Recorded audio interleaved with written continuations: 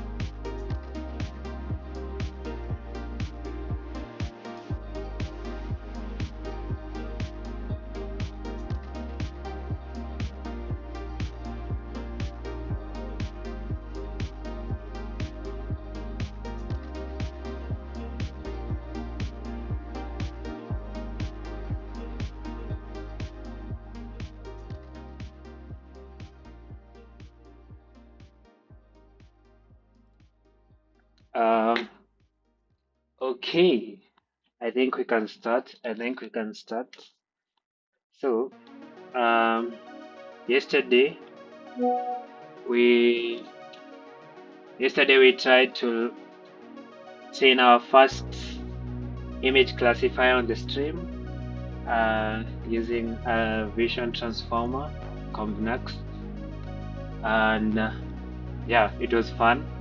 And then I realized later, I never even like I assumed everyone here knows Zindi, and he or she has ever like joined a competition or something. Um, yeah. So like today I'm going to start from scratch. Like, what's a competition? What's provided in a competition? What do you actually do? Um, yeah. And what are you trying to optimize in essence? And then we'll finish our notebook because I want you guys also to follow. Yeah, so like, and now I know you don't have even the images. You don't know how I created the images. So today's goals are introduce Zindi, introduce what a competition is, every nitty-gritty of a competition. Um, then go through the data preparation step, then finish our notebook, our image classifier notebook, so that we can make our first submission, maybe tomorrow. Yeah, because I don't think we'll wait for, okay, we might wait for it, like we might wait for it to train for only one fold. Then I will post the YouTube video plus the notebook on you. I mean, I'll link the notebook in my description, on the YouTube description. Then you can go and try it for yourself. But before that, you need the data, and I'm going to show you how to create the data today and explain what's actually the goal. Yeah, yeah. So I'm going to jump back to the Zindi platform.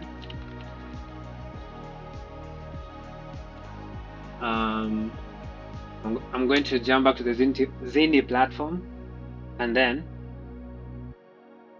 explain what a competition is and what do we do actually. So um, when you join like when you Google Zindi and you've never joined or even signed up, you'll get this UI. So you'll have a sign in button, and then you have I am an individual, I am a business.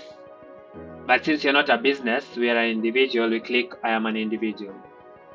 Then you'll come here, see all the challenges that are present. Yeah, this should motivate you. And the only thing you need to do is sign up. So like you see, like the sign up page has like automatically loaded. Yeah, so you add your username, your country, your email address, and the password, and that's it. That's it, basically. That's it. And then you're ready to compete. Imagine, like the only barrier to you competing and winning these prizes, and you can see how huge the prizes are. Yeah. So these are starting in the next few days and months, and we are basically competing for $10,000, $10,000, $25,000. But these are the ones which are ongoing. So like you see, here we have starts in 3 months, starts in 2 months, starting soon, like 9 days to launch. So these are still like, they have not been launched yet, but the ones which have been launched are these. So we have the MPEG GII challenge classification, and the one we are interested in is landslide classification, which we did yesterday. But first, since I have an account, I'll log in.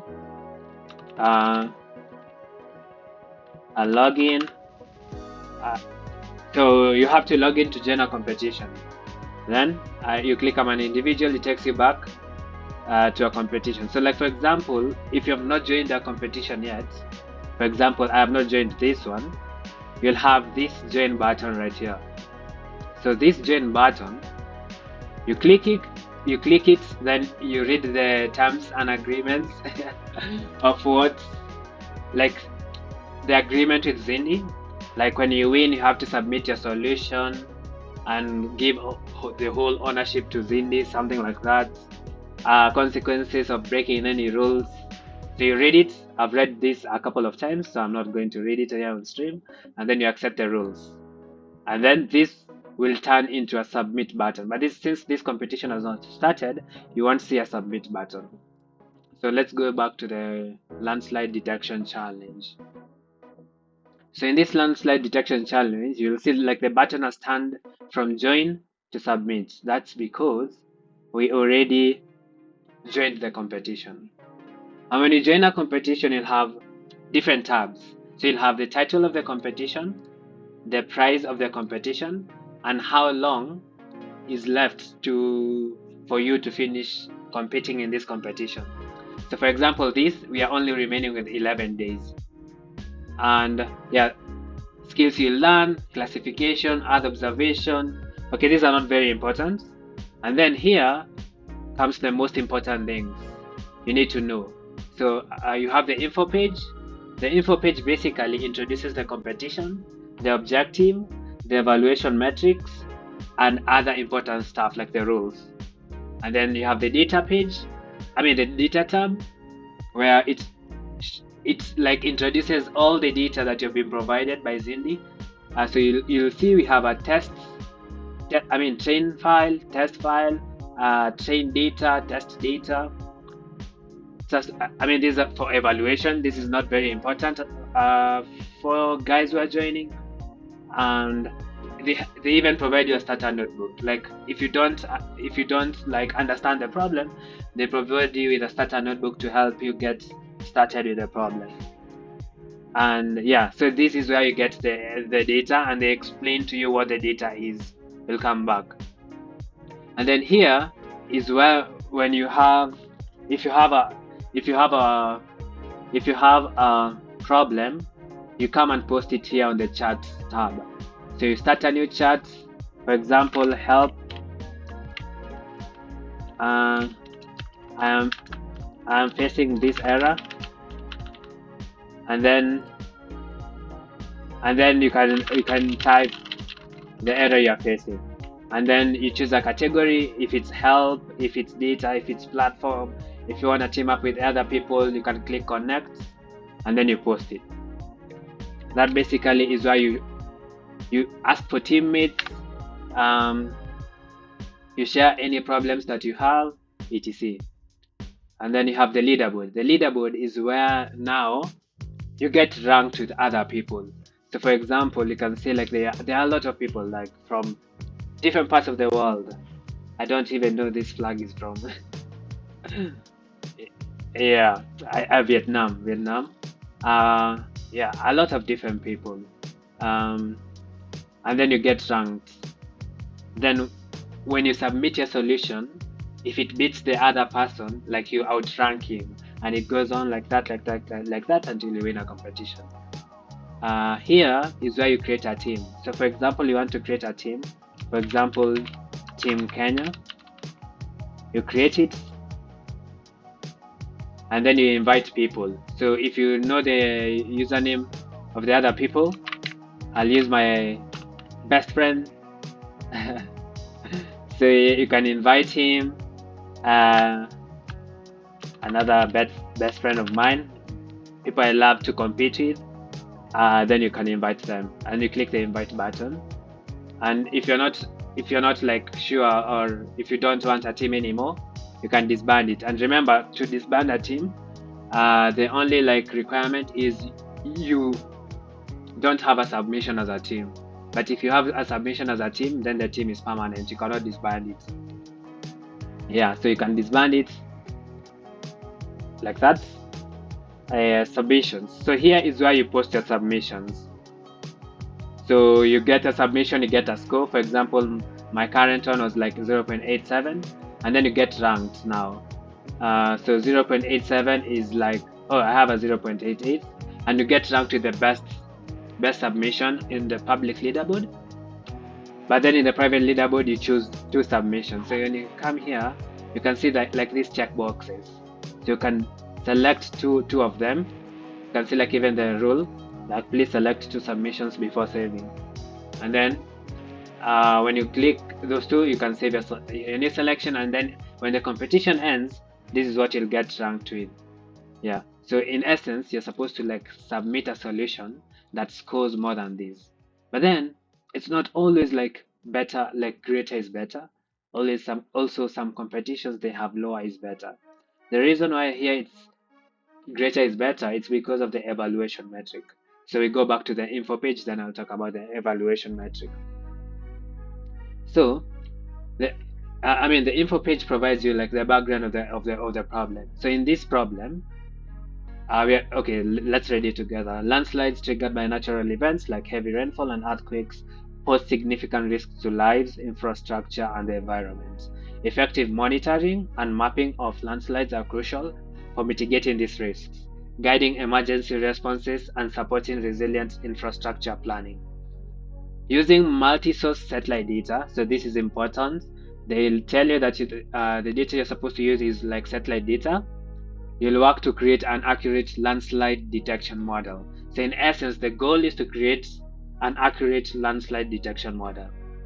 This model should differentiate landslide affected areas from unaffected regions, leveraging both optical imagery and synthetic aperture radar data. So you can always ask AI what this means. So for example, if you don't know what synthetic aperture radar is, you go to your favorite AI.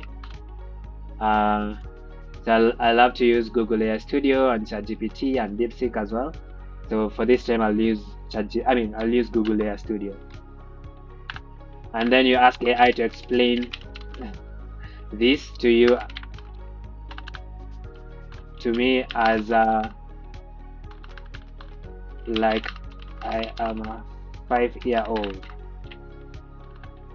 Okay, 5 years is 13-year-old.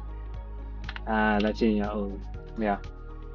And then you get cool explanations from the AIs. Yeah, and then you understand more. Like if you don't understand something, like right now things are easier. Like you can ask AI for everything. So yeah, so you can uh yeah, so you can read this information given by the AI and understand more about the data. So they provided data sets sourced from Sentinel-1 and Sentinel-2. So if you come here and Google Sentinel-2, for example, um,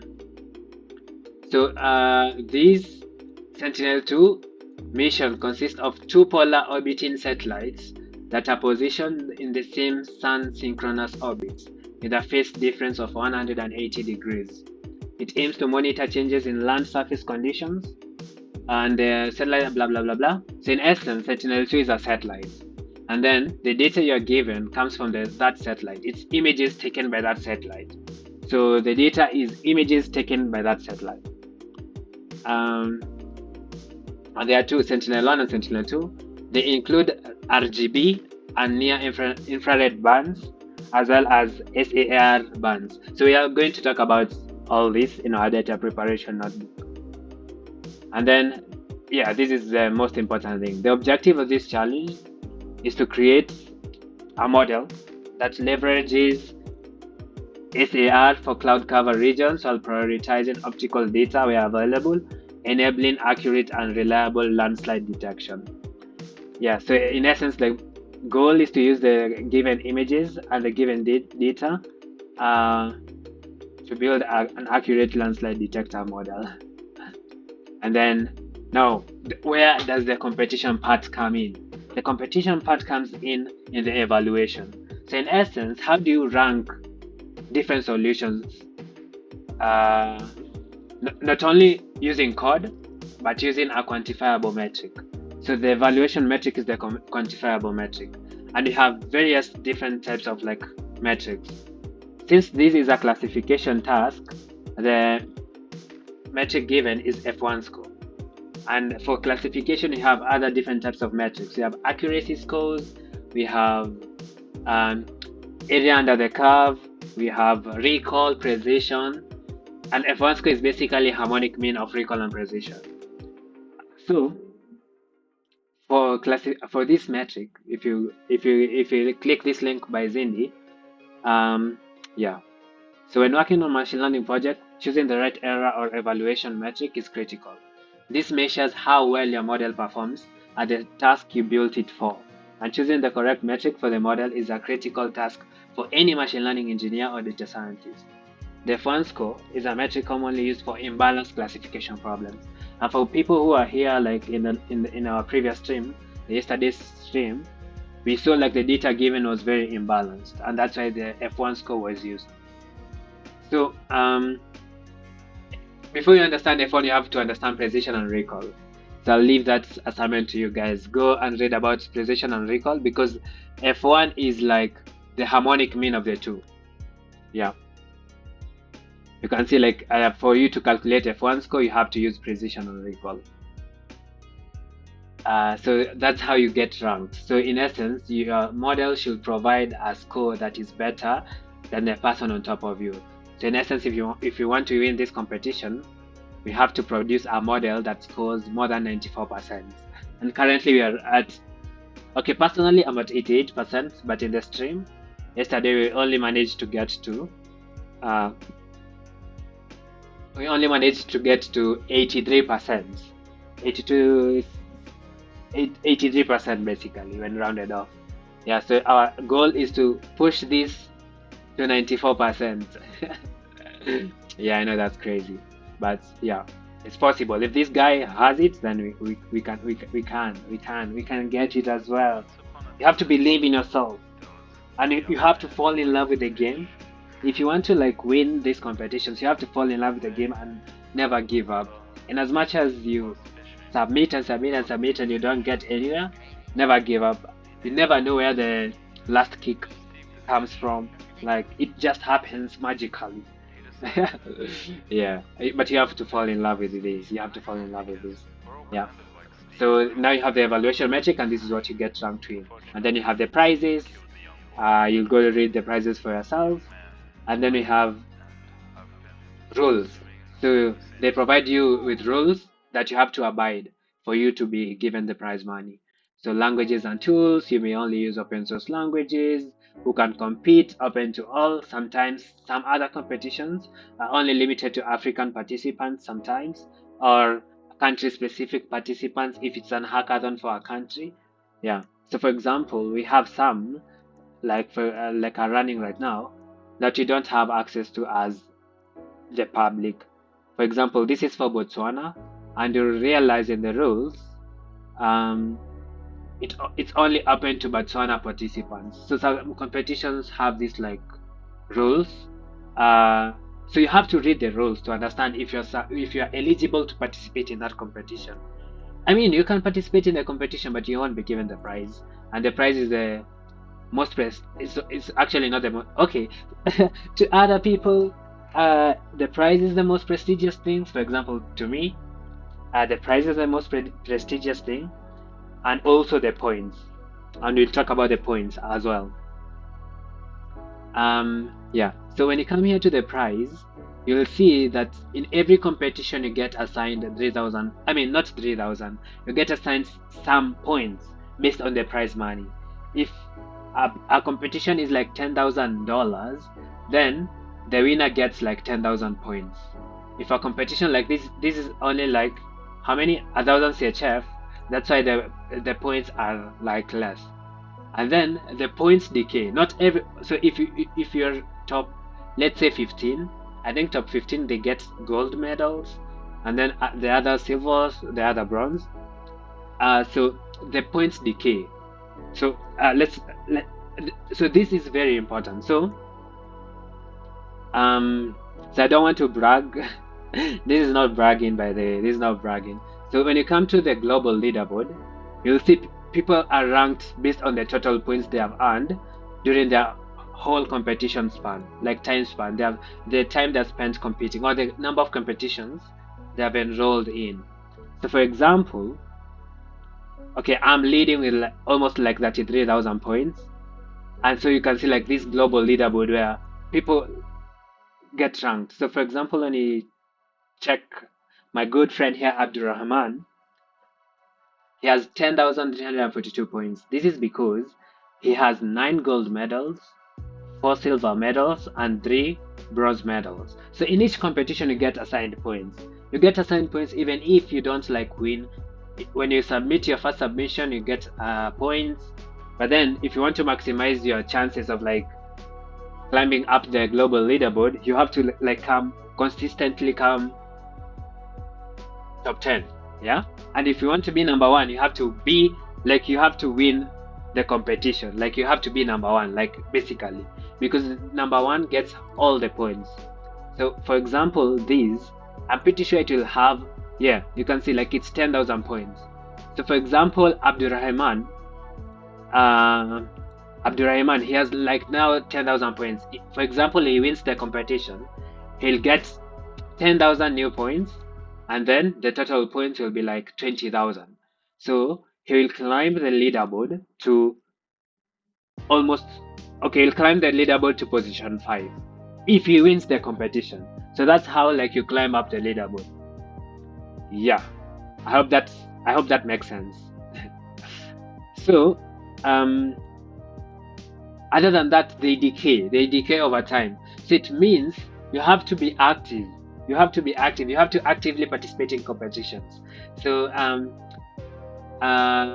let's see, yeah, to motivate you to keep challenging yourself to learn and develop your data science skills, points acquired will gradually decay over time unless you continually take part in the Zindi community. In essence, what they are trying to say, you have to be actively participated in almost all the competitions to maintain or to have a chance of actually being number one or being top 10 in the global leaderboard. So the global leaderboard is different from the competition leaderboard. And the competition leaderboard leads up to the global leaderboard. I hope that makes sense. Yeah. So the data page, I already explained the data page. I already explained the chart page, leaderboard, team, submissions. Yeah, I think like I've basically explained Zindi in a nutshell. Yeah, so you come here, submit your file. So for example, you have a file, and every time the file you're submitting, it's a CSV or an Excel sheet with the results. Then those results get scored. So you come here, submit, click the submit button, wait for it to be scored, and then yeah, and then you will see yourself on the leaderboard. Yeah, so hopefully by the end of tomorrow's stream, we should be able to submit our first submission from the stream that is. Yeah, I think I finished explaining what Zindi is, and if you have questions, you can leave them on the chat, and I'll try to answer them. So now I'll go to the next agenda of this stream. Today's agenda was to show you how I created the dataset, or how I prepared my dataset, or how I created the images. So when you come here to the data, you have to like download all these files. You have to download all these files and save them in your local machine. If you have a GPU, because this competition requires a GPU, or for the 99% of competitors who don't have access to a GPU, you can use either Google Colab or Kaggle. And since we started using Google Colab, we'll be consistent in using Google Colab. So you download these files, all of them, save them in your Google Drive, and then once you have them in your Google Drive, then you can follow the next notebook. So let's continue. Let's now go to the coding. We'll leave this notebook for a while. We'll create a new notebook and we'll start from scratch. Cool. So here, so like we'll name it data preparation, landslide detection, live stream. So we will need pandas obviously for data manipulation, NumPy for mathematical operations. We'll need a pill. We'll need an image from pill. This is for loading the images and viewing it and plotting. Plotting we'll need excuse me for me.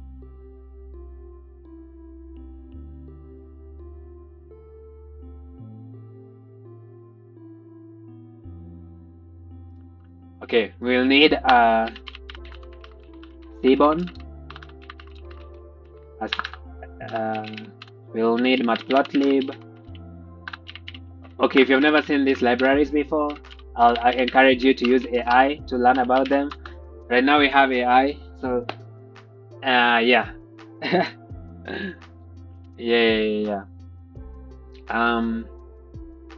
Yeah.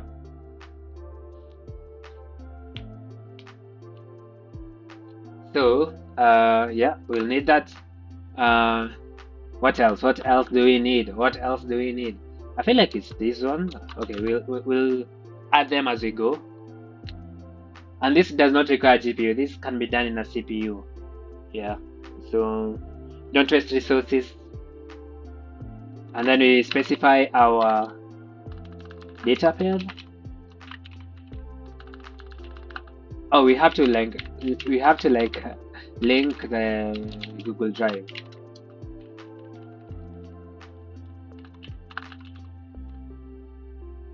Yeah.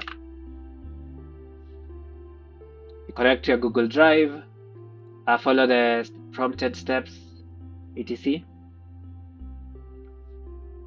Nice. Then when it's successful, now you have access to this data. Remember, like this data is what we download, all of these, then we use them in our notebook. So when I go to my Google Drive, when I go to my Google Drive, I find that where I had saved the data. So landslide detection, and then so these were the ones provided by Zindi. So you'll see here we have train data and test data. So these are the ones here. So when you like pick into those directories, you realize they're not even images, they're NumPy files. But they're NumPy files storing the band data. So okay, we'll talk about bands later, or like in a minute.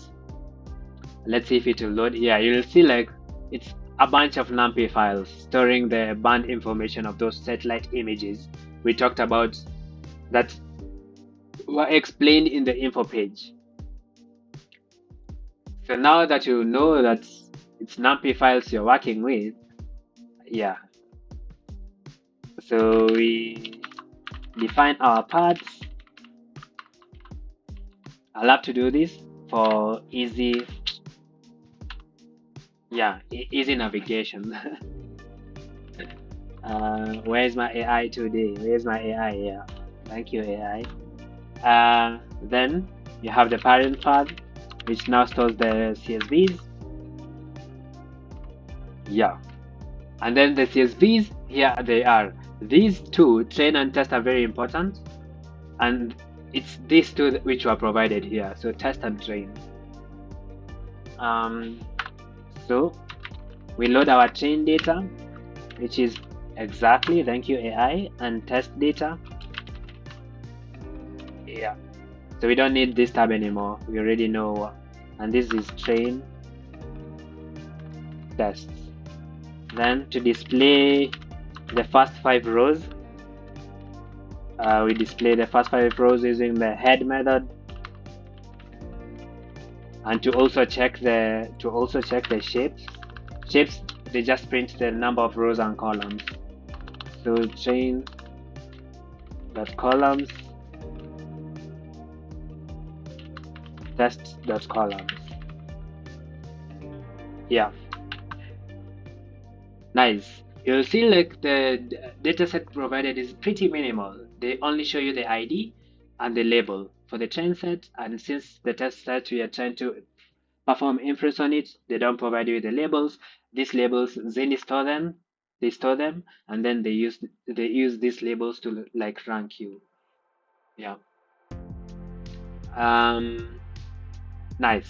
So we have to add a new pad here to link the numpy files is so like here on this like drive. So since you already know like the paths of those numpy files, it's pretty easy. So what you do is chain, create a new column, numpy path is equals to, then you append. Exactly, the AI knows actually, but no, okay, yeah, the AI knows, but it just messed somewhere. So other, not only these, but also the numpy the numpy extension as well. So this is a bit Pythonic, some formatted strings. Yeah, if you don't understand something, you can always ask on the chats, and I am glad to answer them. But also you have the AIs to help you with this. Yeah, numpy path. Yeah, it's actually not numpy path, it's ID.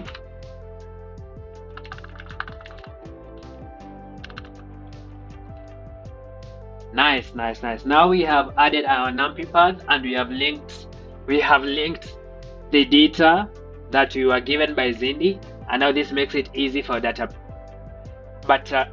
processing. So to recap, you have to go to Zindi, download all these files, store them somewhere, for example in your Google Drive, and then link your Google Drive, and then load the data and append the numpy parts to your data set. Now once we have these, it becomes a little bit easier.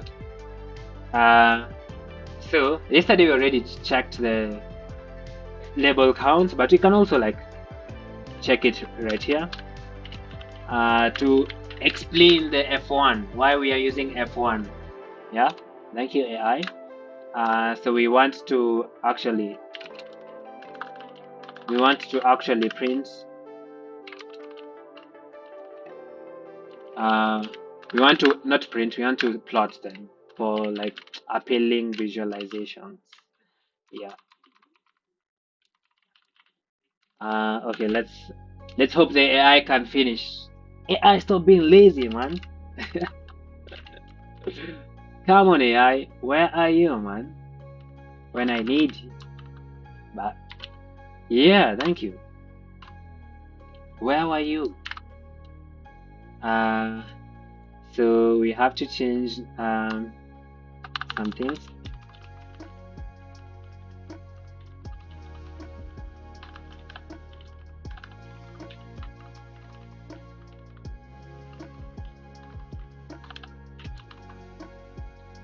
We don't have the label. It's small label.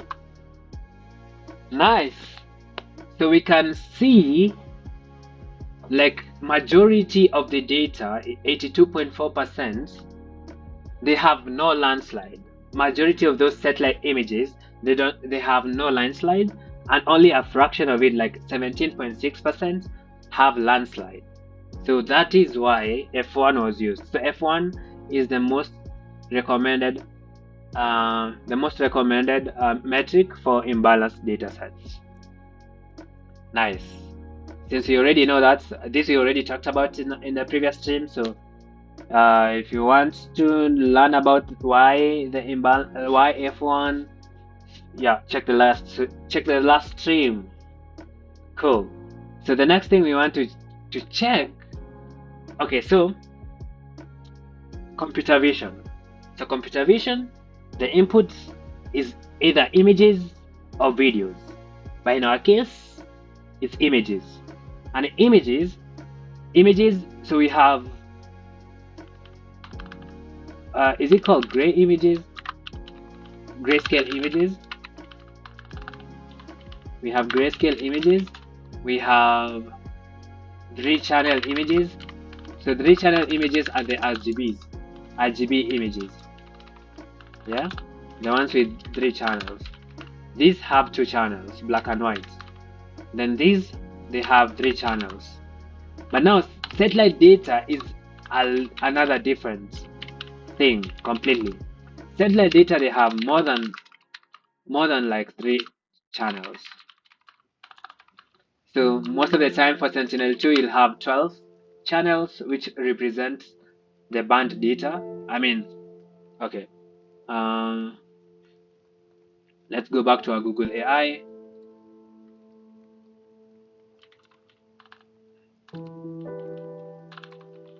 Explain band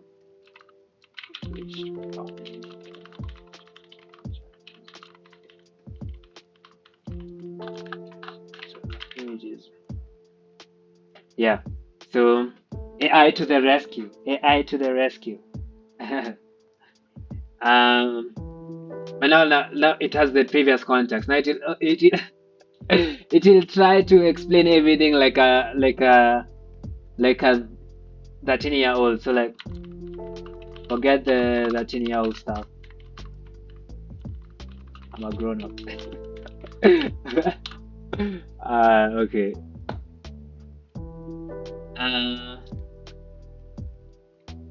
Nice. Yeah. So satellite sensor is a radiometer that measures the intensity of electromagnetic radiation reflected or emitted from the Earth's surface. This radiation is captured across various segments of the electromagnetic spectrum. These specific discrete segments are known as bands, which represent now the channels. So, electromagnetic spectrum is a continuous range of wavelengths from very short gamma rays to long radio waves. Our eyes are only sensitive to a small portion of this spectrum, the visible light region. Satellite sensors, however, are designed to be sensitive to a much broader range. Each band corresponds to a specific interval of wavelengths. For example, a blue band on a satellite like Landsat-9 is designed to capture electromagnetic radiation, blah blah blah blah blah blah blah. Channels. This is what we are interested in. So, the term channel refers to the color channel, red, green, or blue, of a digital display that a specific band is assigned to for visualization. Since our computer monitors and eyes work with an RGB color model, we can only visualize 3 bands at a time. The process of assigning different bands to the RGB channels is how we create the color satellite images we are familiar with. Yeah, so we have a bunch of them. So we have the coastal aerosol, we have the visible light, which include blue, green, red bands, near infrared, which it's very important for environmental monitoring. And actually, we have been given this in the data. We have been given blue, green, and red, and near infrared channel as well. Yeah. So by strategically selecting and combining these bands into different channel assignments, which we are going to use, and which is a good feature engineering technique, so put that in mind. So selecting and combining these bands into different diverse channel assignments, analysts can extract a vast amount of information about the Earth's physical and biological systems that will otherwise be invincible. Now, that explains the bands thing. So for example, we want to check how many bands have been provided in these satellite images. So how we do that is pretty easy. So we load the numpy file that you have been given, and how we load it is using the numpy we imported here. So np.load and the numpy path created, and yeah, the first index. Cool. And then we print the shape of this sample array. Nice. Those guys who are in our last stream yesterday, we saw like the images have a dimension of 64 by 64, meaning the width is 64 and the height is 64. But we never actually talked about the bands or the channels. So if this was an RGB image, if this was an RGB image, for example, these 12 would have been 3. And typically in most, like, okay, we can train with more channels, but the most like common one is training a convolutional neural network with three channels. So this has 12 of them. And now the goal of this data preparation step is, see, like this advice given by the AI, like strategically selecting and combining these bands into different channel assignments into 3. So like, since our computer monitors and eyes work with an RGB color model, so our eyes are designed to work with a 3-channel images. So we can only visualize 3 bands at a time. So in essence, the goal of this data preparation step is to find the different combinations from these 12 bands. So that's the goal. That's the the data preparation step, or the feature engineering step we have to do to build the images. Yeah, yeah, and to actually drill the concept down, I'll try to import an RGB image. So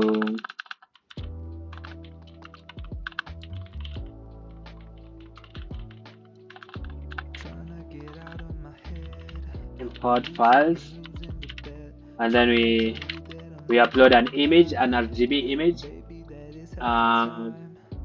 So yeah, we have already uploaded an RGB image. We just want to check the channel number. So we use the peel. Remember the image we imported from peel?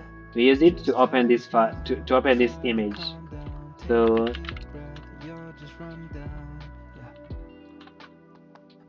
nice. So you can see, like, this is an RGB image. So if you want to check the number of channels,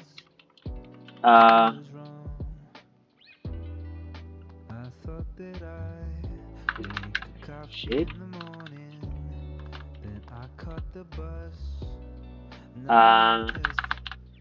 So size only returns the height and width. Let me see. Let me see.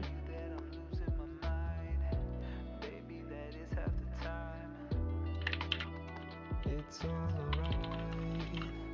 Just turn and smile. Try to calm down. Take a deep breath. Let it come down. Yeah. So I'm going to ask the. I'm going to start thinking, but this question does not require even. Oh, okay. Yeah. So get the model of the image, number of channels. Okay, let's copy all of this, and then we use it. Yeah. Cool. Image.new. No. We already have our image.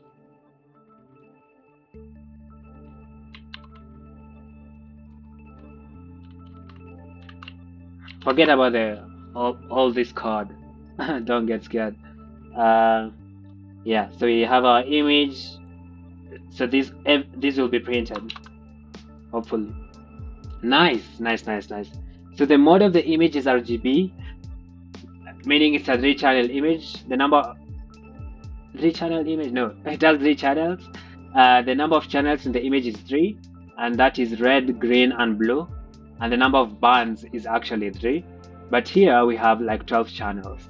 So, and we can actually visualize all the bands that have been given. So like, I'll delete this. You can do this on your own. I was trying just to show you how satellite image is different from RGB. Yeah. So satellite images can have more than 3 channels, but RGB images only have 3 channels: the red, green, and blue. And grayscale images have 2 channels. Yeah, so that's the black and white images. Yeah, so we have to like we want to like see or visualize each provided band in the satellite image. So we create subplots, fig size. Okay, AI, please do it for me, man. For I in range. So we iterate over all the 12 bands.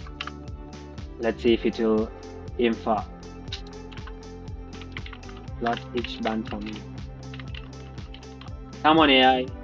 Come on, AI. It's becoming lazy, man. So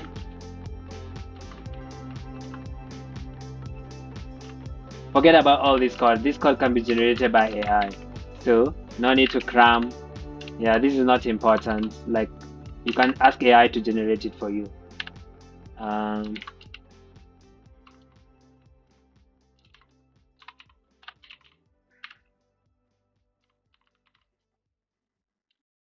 this is supposed to be sample array, I bet. Yeah, since that's our variable name. Uh, Come on, AI, finish this for me.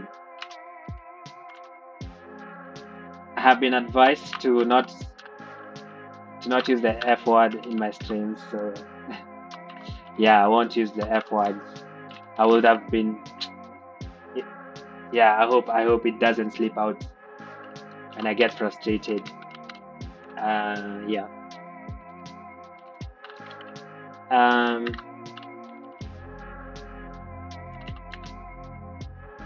Come on, you want me to type everything?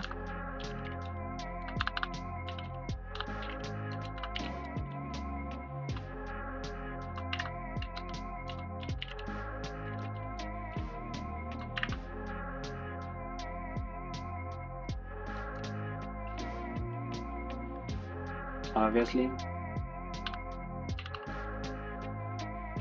Great. Now we can visualize our satellite images. But as you see, like it's not like very visually appealing. But these are the 12 bands. So we have band 0, band 1, band 2, band 3, band 4, band 5, band 6, band 7, band 8, band 9, band 10, band 11. Actually, in the info page, they told us the actual names. So you include RGB and near infrared. So the four first channels are RGB and NIR. Then all the other channels include SAR bands.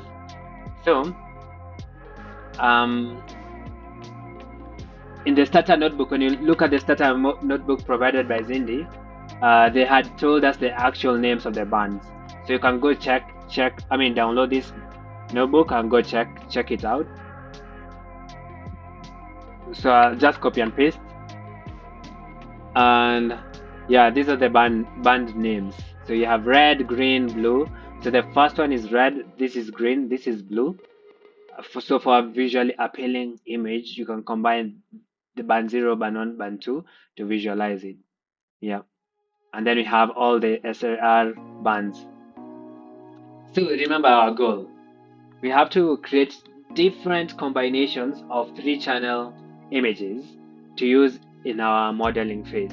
So this is like a simple feature engineering technique you can use. Like so you can and each combination can be like more powerful than the other. So yeah, you experiment. In this stream, though we are only going to create the one we used in our last stream modeling. Yeah. And also RGB because RGB is pretty appealing. Yeah. So these are so let's go to the let's go to the more visual appealing images. Yeah. Cool. So these are band names, and also we need to create combinations which we want. So the first combination we want is red RGB, typical RGB. green, blue. So that's our first one.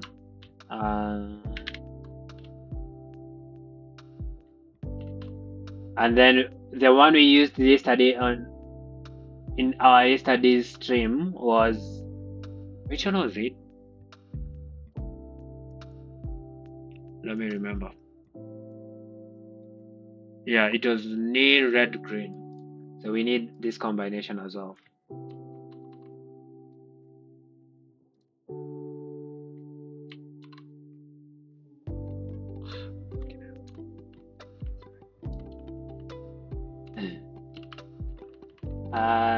Near red green.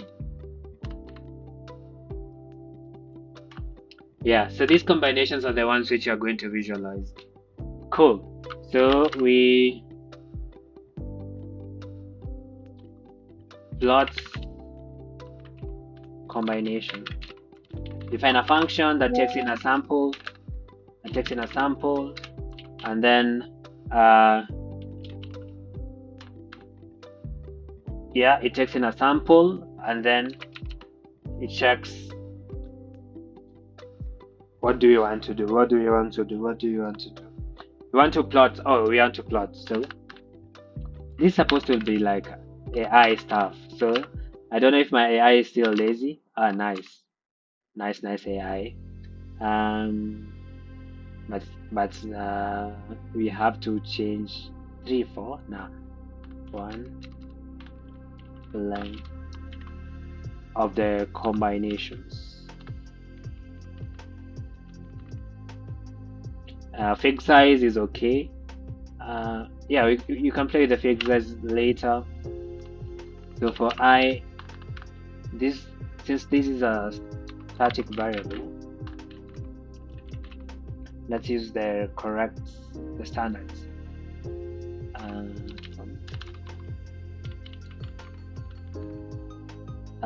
For I is the index combination, call it combo, in enumerates combinations. Yeah, thank you AI. Please finish it for me. Come on AI, stop being lazy. Indices band names dot index. Let me see. Combination. I only need the first one. I don't need this. Combo image is equal to image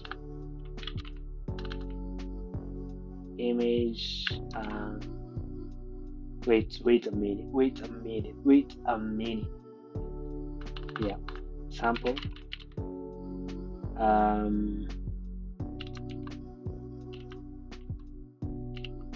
indices, and then we need to normalize it.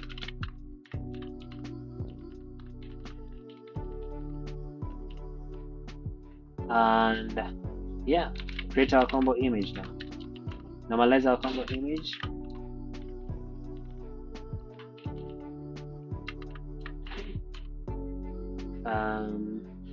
Combo, yeah, max, yeah, plus a small epsilon to avoid, is it infinity values, or erroneous calculations. Yeah, I'm sure.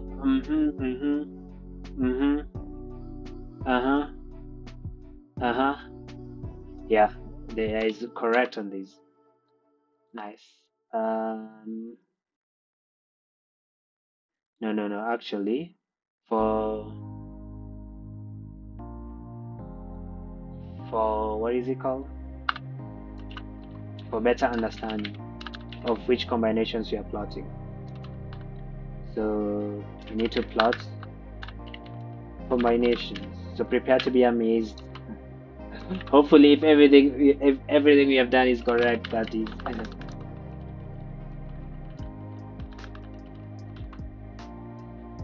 Okay, let's let's go, let's go, let's go, let's go, let's go, let's go, let's go. So it's not actually so clear.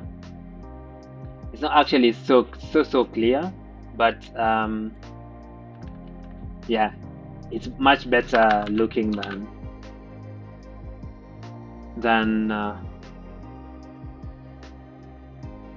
yeah, yeah. Cool. So we have plotted. So actually, even in this, you cannot even visible. I mean, see it clearly, but um, is there a better way to plot this? Is there a better way to plot this? Mm, mm, mm, mm, mm. Is there a better way to plot this?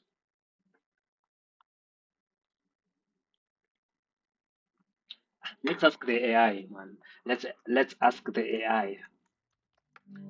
Where is our sample?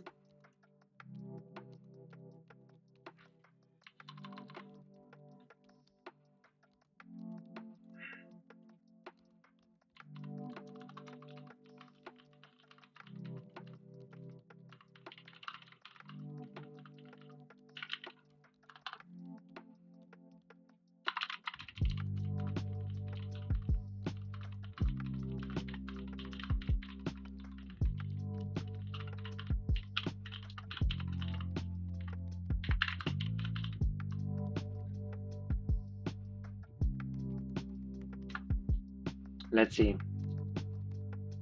Let's see. Let's see. Let's see.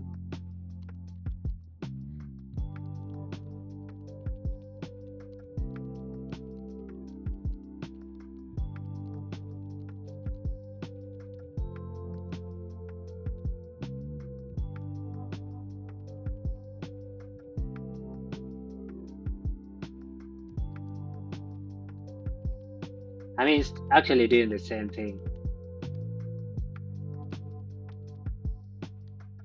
It's actually doing the same thing. It's creating a combination of like three bands. I mean, three channels and plotting it.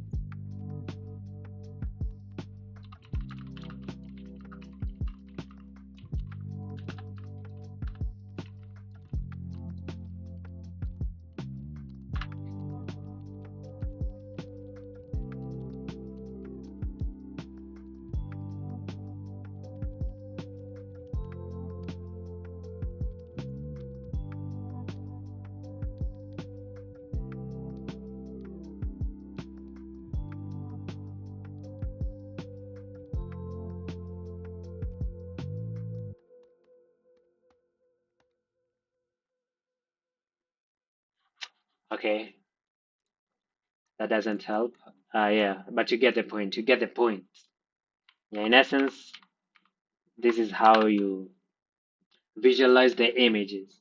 So actually, even from this, you cannot even de deduce if the image has a landslide or not, and that's where the AI model comes in. It comes to help you.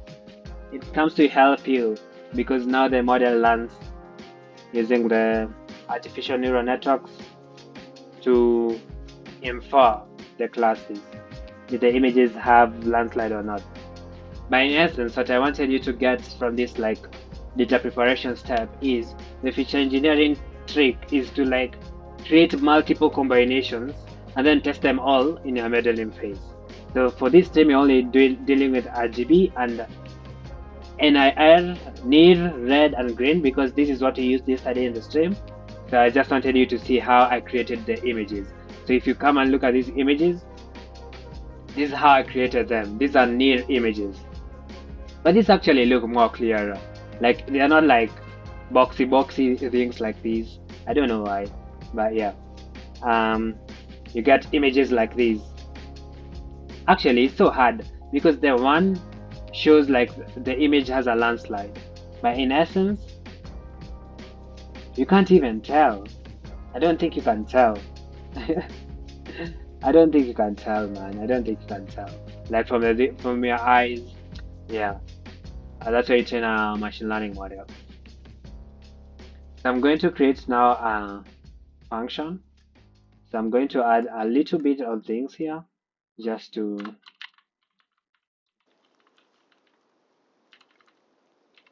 from TQDM, import TQDM. What else do we need? I feel like that's it. And then we create our function. So like define, generate, and save composite images. It takes in our DF. It can either be the train and test or test. It takes in our combinations list, the combinations we want to like create images for. It takes in our parent save path, so that's like we can link the child director or subdirectories. It takes the data type.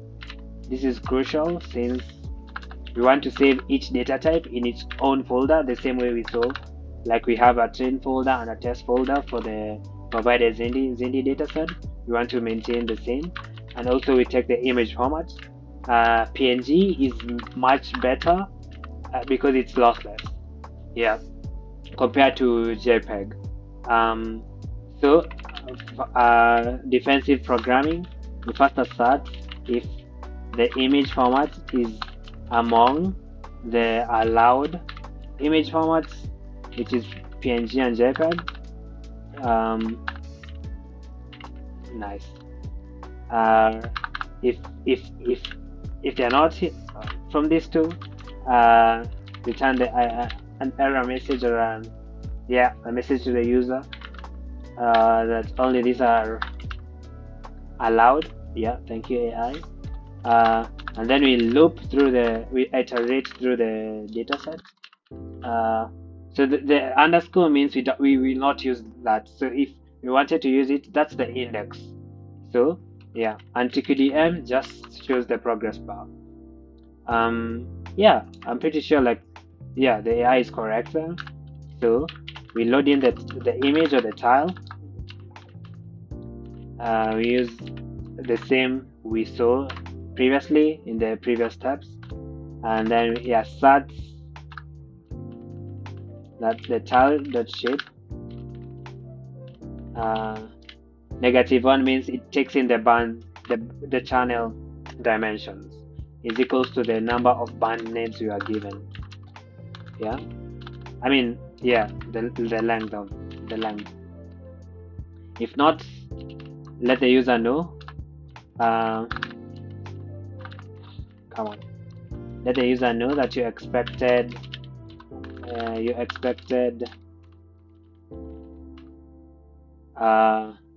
how many bands? Expected 12 bands. Got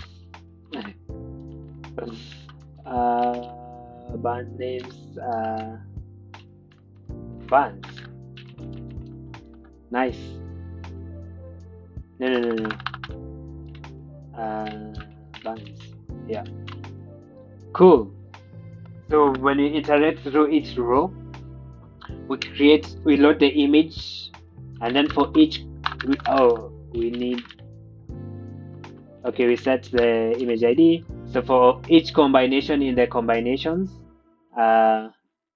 we try to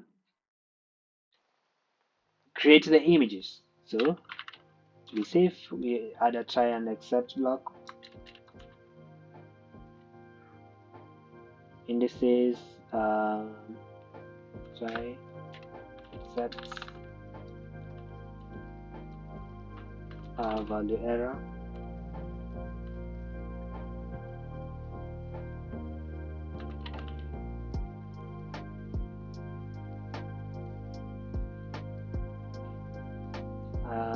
No.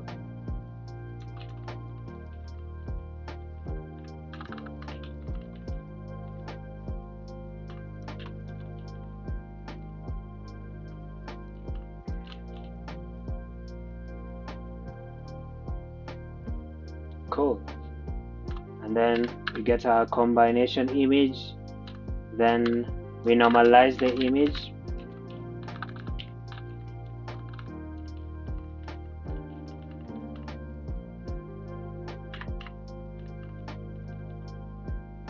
Come on AI, thank you.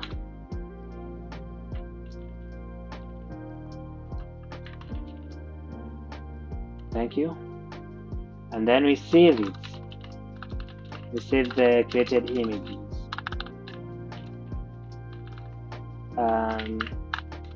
So save path, combo name, etc etc, image from array. So first we create a combo name because we want to save each combination in its own subdirectory. So yeah, join combo. Then we create the save directory, os.path.join, AI do your thing, parent save, data type, combo name, okay, os.make directory if it exists, okay, save path is equals to os save path image id dot image format, thank you. That's okay. So this is not imported, we need to import it.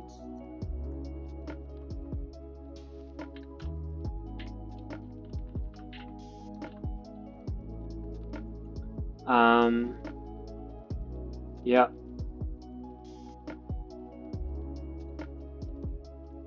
I feel like that's it. Then you save it. Save using the pill we imported above. Pill means pillow. It's a library. It's an image library. Image dot from array combo image.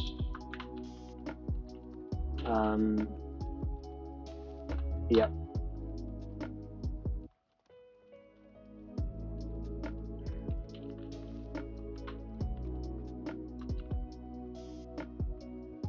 Okay, then you need to do all this stuff. Cool. And then we call our function. Generate and save composite images. So df is equals to train. So we started the train dataset. This is going to take a while though, but just want to make sure it's working so that I can link this notebook to my YouTube description. So you have the parent path. What's the parent path? Landslide detection, cool. Yeah. Hey, lifetime. Wait.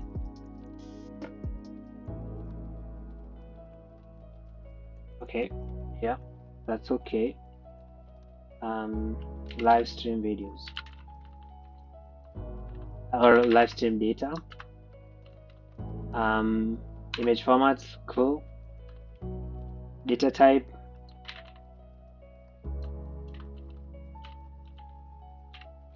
Train. And then we do the same for tests.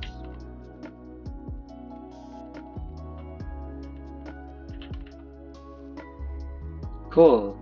So if we have not made any error, this should work. Syntax error.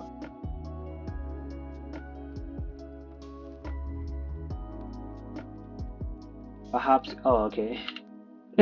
Yeah, I forgot a comma. Okay. String object has no attribute I to rows. Come on. It's supposed to be a data frame, bro. Supposed to be a data frame. Cool. And we are processing the images. Yeah. So I just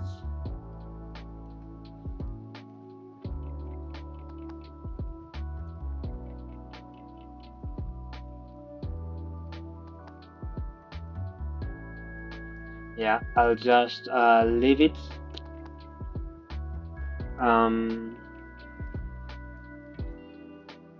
Yeah, and we can actually go and verify in our Google Drive if these images are being processed.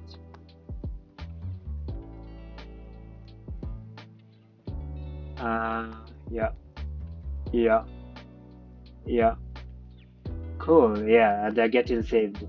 You can see a bunch of like images, a bunch of them. It's pretty small though, but yeah, that's because it's 64 by 64. Yeah, so I feel like that's to recap. Um, you have loaded the NumPy data that you are given from Zindi. So you download everything here. You come like set the correct paths. Then um, yeah, you load the data, visualize the imbalance, the bands. Then the feature engineering technique that you are trying to do is create random 3-channel combinations. Then use these 3-channel combinations in your modeling. So what we did yesterday, after like this process has ended, you come and replace like this path right here, these two paths right here with where you have saved your processed images. Then you can be able to run this notebook without any issues, without any errors. So that is what I was basing yesterday. So you could not run this notebook if you never had the data, but in this stream I've showed you how to create the data. So the last thing I'm going to do today, before I end the stream, is finish this training date. Like as this is processing, I need to finish this. I need to finish this notebook so that like tomorrow. What will we do tomorrow? Because I also have another stream tomorrow. Tomorrow we'll just see the results, maybe, or try to add more augmentation and see the improvements. Yeah. We are going to do that tomorrow. We are going to like play with the hyperparameters to like try to improve the models. Yeah. Yeah. Cool. So I'm going to just finish this notebook. Like the remaining part is actually pretty small. So what's remaining is to store the predicted autofold values and also to perform inference in the same loop. So like for each trained model in each fold, we perform inference, then later we average all the results. Yeah. So like it's pretty okay. You can actually generate this from using an AI. So first we get the validation indices. So that you get from the data loader, dls.valid.items.index, and then the validation data loader which you want to perform inference on. So learn.dls.valid, and then um, calculate the validation preds. So I never wanted to talk about ETA tonight. In this stream. So like I'll just use the older version of, not the older version, the get Fred's version. Yeah. And then you assign the autofold predictions to their respective indices. Yeah.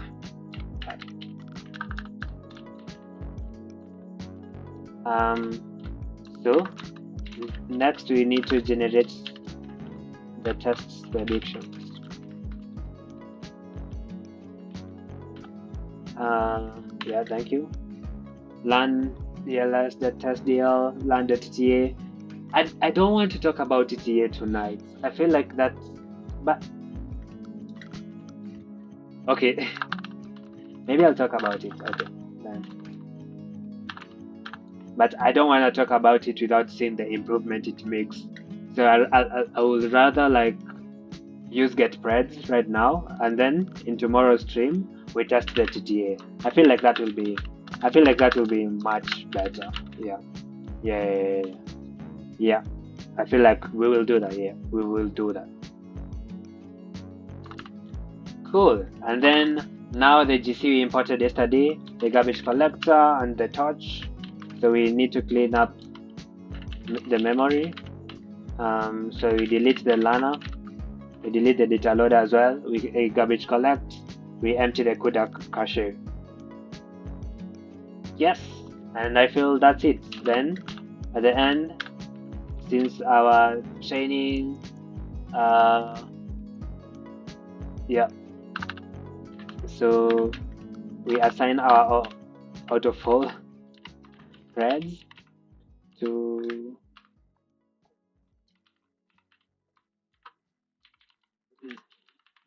yeah, and then we display train.head. Mm, cool. Okay, I hope it runs. I really hope it runs, but before I post it on YouTube, I'll test it. I don't want to test it in this stream. We're going to test it tomorrow. Um, yeah. Also, you can calculate metrics. We can calculate metrics.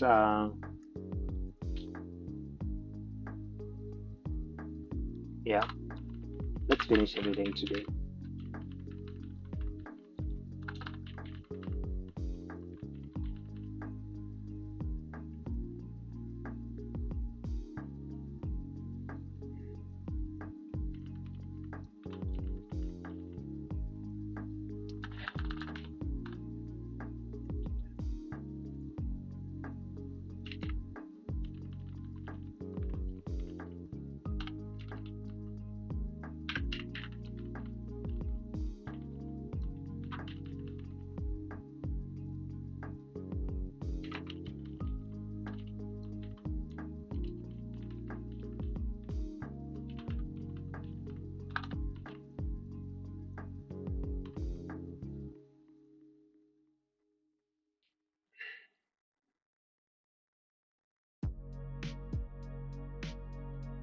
Yeah.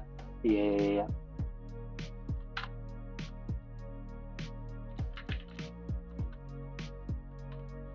Cool. Yeah, I feel like, okay, we don't even know if it's working. I'm just assuming it's working, but we are going to test it tomorrow though. I just want to finish this. Tomorrow will be like a fun stream of like tweaking the hyperparameters, the, yeah, tweaking things. So in essence, this here we are storing the out of all predictions, and then we are assigning them to our column in our train data frame, and then here we are calculating the predicted label using a 0.5 threshold, and then yeah, we calculate our F1 score, and then we perform inference after confirming everything. We perform our inference, but the inference, like, actually no, it's make or prepare the submission, because remember, in each fold we are doing both validation and inference. So like this part right here, this is validation, since you're using the validation set, and this right here is the test, the inference. So like, actually, let's use inference. Yeah, so we are doing both validation and inference at the same loop, and then we average the results later.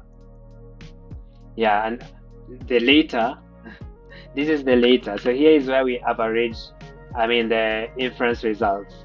So all threads array is equals to np.array thread.numpy for, but I feel like, yeah,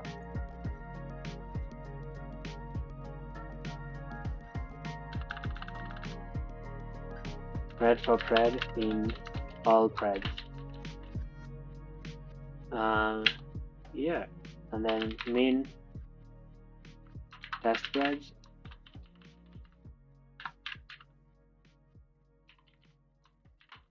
Yeah, test label is equals to np.agmax. Main test thread access is equals to 1. Oh, we also need the probability. This will be very critical in ensembling. So yes, we need the probability.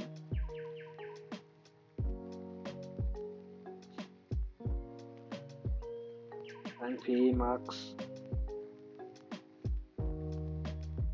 main test threads access is equals to 1. I don't know.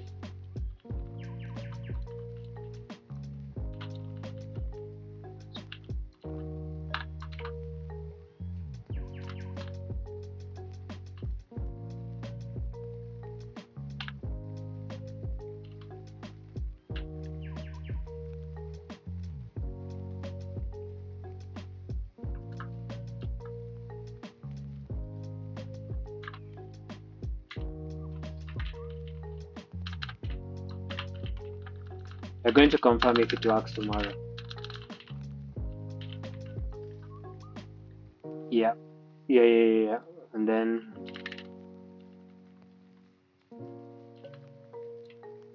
now this is what you submit to Zindi.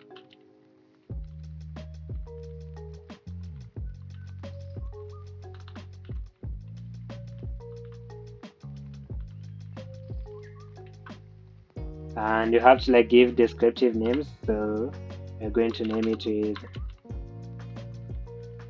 our model name. .csv.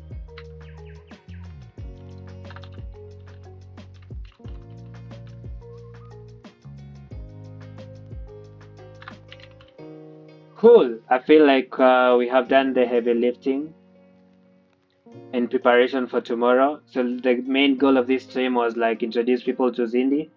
I hope I have done that in a much clearer way, and also prepare this like data preparation notebook so that also you guys can access the images that I used in my previous stream yesterday. So, and then we were trying to finalize the notebooks in preparation for tomorrow. Like we're going to test if this code that you have added will work tomorrow. Cool. Thank you so much, guys, for joining. Yeah, see you tomorrow, same time, same place. I hope you had fun in this stream. I'm going to try to be consistent. I'm planning to be doing it like Tuesdays, Wednesdays, and Thursdays. Tuesday, Wednesdays, and Thursdays, 8:30 to 10, like 1 hour, 30 minutes. And I hope these sessions will help, even if it won't help people, like at least it helps only one person. Like that's what I want. That's what I want, man. Like at least one person finds importance or meaning from this stream. Yeah, and my heart will be full. So when I post it on YouTube, like, share, subscribe, encourage your friends to join me on Twitch. I'm still figuring out how to dual stream. I'll be dual streaming on YouTube and Twitch, but so far I prefer Twitch.